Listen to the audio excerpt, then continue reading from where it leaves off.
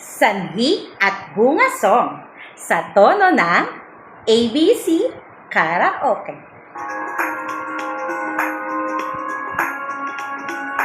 Ang sanhi ay tumutukoy sa pinagmulan o dahilan ng isang pangyayari, samantala ang bunga naman ay ang kinalabasan o resulta ng pangyayari.